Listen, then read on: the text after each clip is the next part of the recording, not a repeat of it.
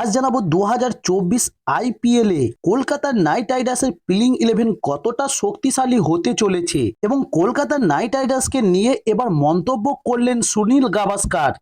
চলুন আজ জানাবো সুনীল গাভাস্কার কি জানিয়েছেন। তার আগে দর্শক বন্ধুরা, আমার চ্যানেলে নতুন হলে অবশ্যই আমার চ্যানেলটি সাবস্ক্রাইব করে সঙ্গে থাকুন পরবর্তী ভিডিও পাওয়ার জন্য। চলুন শুরু করি।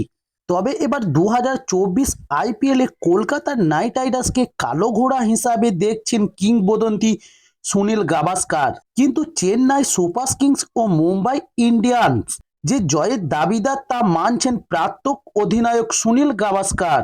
তবে এবার সুনীল গাভাস্কার মনে করছেন কেকেআর এর কোচ চন্দ্রকান্ত পণ্ডিত ও মেন্টর গৌতম গম্ভীরের মধ্যে বোঝাপড়ায় দলকে অনেক দূর অবধি এগিয়ে দেবে। তাই এবার গাভাস্কার বলেছেন, চন্দ্রকান্ত পণ্ডিত ও গম্ভীর দুজনের মধ্যে মানসিকভাবে খুবই শক্তিশালী। ওরা আলোচনা করার পরে যে পরামর্শ দেবে তা দলের সকলে উপকৃত করবেন। তবে গম্ভীর ও পণ্ডিত যদি কাঁধে কাঁধ মিলিয়ে কাজ করতে পারেন তাহলে কেকেআর এর চ্যাম্পিয়ন হওয়ার সম্ভাবনা উড়িয়ে দেওয়া যাবে না এবার। তবে এবার গাভাস্কার বলেছেন, ওরা যদি একসঙ্গে দলটির দায়িত্ব নেয় তাহলে চ্যাম্পিয়ন হওয়ার অসম্ভব কিছু নেই।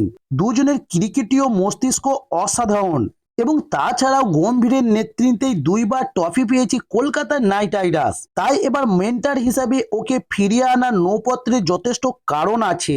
তবে এখনো পর্যন্ত যা জানা গিয়েছে তাতে বলা হয়েছে 2024 আইপিএলে এবার কেকেআর দল থেকে বাদ পড়তে চলেছেন কেকেআর এর ক্যাপ্টেন শ্রেয়স আয়ার। তাই এবার শ্রেয়স আয়ারের পাশে দাঁড়িয়েছেন কেকেআর এর কোচ চন্দ্রকান্ত পণ্ডিত। তবে জানিয়ে রাখি, কলকাতা নাইট রাইডার্সের অধিনায়ক শ্রেয়স আয়ার বোর্ডের বার্ষিক চুক্তিতে নেই। এটা পছন্দ হচ্ছে না কেকেআর এর কোচ চন্দ্রকান্ত পণ্ডিতের, তাই তিনি অবাক হয়ে গিয়েছেন বোর্ডের এরকম সিদ্ধান্তে। তাই শ্রেয়স আয়ারের মতো ক্রিকেটারকে বোর্ডের চুক্তি রাখা উচিত ছিল বলে মনে করছেন চন্দ্রকান্ত পণ্ডিত। তবে 22শে মার্চ থেকে শুরু হবে 2024 আইপিএল। তার আগেই শ্রেয়স আয়ারকে বোর্ডের চুক্তি থেকে বাদ দিল বোর্ড। কথা না শোনার মাসুল দিতে হয়েছে শ্রেয়সকে, কিন্তু তার প্রভাব আইপিএলে পড়বে না বলে মনে করছেন চন্দ্রকান্ত পণ্ডিত। তাই এবার কেকেআর এর কোচ বলেছেন, শ্রেয়স আয়ারকে চুক্তির মধ্যে না রাখায় আমি অবাক হয়েছি, কারণ ভারতের হয়ে সব ধরনের ক্রিকেট খেলছেন শ্রেয়স আয়ার।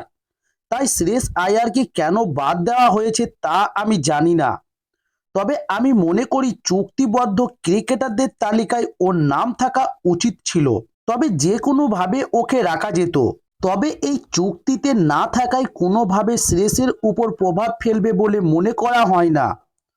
ও ভালো খেলবে এবং ও লড়াই করে ফিরে আসবে, কারণ শ্রেয়স আয়ার লড়তে জানে। তবে চন্দ্রকান্ত পণ্ডিত অবাক শ্রেয়সকে চুক্তি থেকে বাদ দেওয়ায়। তাই তিনি বলেছেন, শ্রেয়স এমন একজন ক্রিকেটার যে সব ফরম্যাটে দেশের হয়ে খেলতে পারে।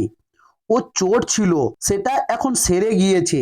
শ্রেয়স ভালো ক্রিকেটার, টেস্টে অভিষেকে ওর 100 রান আছে। তবে আগামী দিনে ভারতীয় দলের কোনো ক্রিকেটারের ফর্ম হারালে শ্রেয়সকেই ডাকতে হবে। ও আইপিএলও ভালো খেলতে পারে, ভারতের হয়েও আগামী দিনে ভালো খেলবে।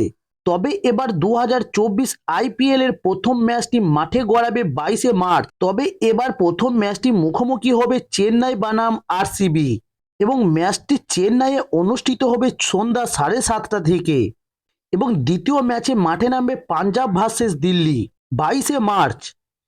এই ম্যাচটি অনুষ্ঠিত হবে মোহালিতে 3:30 থেকে এবং 23শে মার্চ ওই একই দিনে কলকাতা নাইট রাইডার্স প্রথম ম্যাচে মাঠে নামবে হায়দ্রাবাদের বিরুদ্ধে 23শে মার্চ এবং ম্যাচটি অনুষ্ঠিত হবে কলকাতা ইডেন গার্ডেন্সে সন্ধ্যা 7:30টায়। তো দর্শক বন্ধুরা, এই ছিল আজকে নিউজ। আরও খেলার নিত্য নতুন ভিডিও পাওয়ার জন্য অবশ্যই আমার চ্যানেলটি সাবস্ক্রাইব করে সঙ্গে থাকুন। নমস্কার।